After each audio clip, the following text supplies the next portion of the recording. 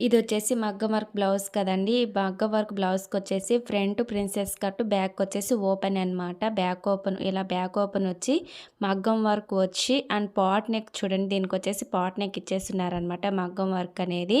ఇలా మగ్గం work pot neck వచ్చినప్పుడు మనము థ్రెడ్ అనేది ఇండివిజువల్ పైపింగ్ వేసుకుంటాం చూడండి. సేమ్ అలానే ఈ థ్రెడ్ కూడా మనము బయటకి కనపడకుండా ఖర్చులనేవి లోపల పెట్టేసుకొని స్టిచ్ చేసుకోవచ్చు. అదే ఎలాగో ఈ వీడియో లాస్ట్ వరకు చూసి ఒక చిన్న లైక్ చేయండి.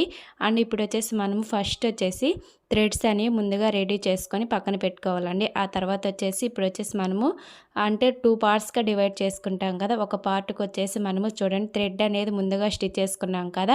ఆ థ్రెడ్ అనేది లైనింగ్ పీస్‌కి మెయిన్ పీస్‌కి అనేది ఇలా మధ్యలో పెట్టేసుకోవాలి. మనం పాట్ నెక్ అనేది వస్తుంది కదా బోట్ నెక్ దగ్గర, ఇక్కడ చూడండి ఈ మూల దగ్గరనే కరెక్ట్‌గా పెట్టుకోవాలి.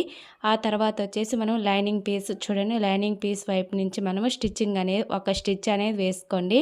అలా వేసుకున్న తర్వాత మళ్ళీ లైనింగ్ పీస్ వైపు నుంచి సెకండ్ స్టిచ్ వేసుకోండి. ఇక్కడ మూల దగ్గరకు వచ్చేసరికి మనము ఒక రఫ్ లాగా ఇవ్వాలన్నమాట. ఎందుకంటే మన థ్రెడ్ అనేది పెట్టున్నాం కదా బ్యాక్ థ్రెడ్ అనేది, ఈ రఫ్ అనేది ఇస్తే మనకి ఫ్యూచర్లో తెగిపోకుండా ఉంటుందన్నమాట. చూడండి ఇలా ఇన్విజిబుల్గా వచ్చేసింది.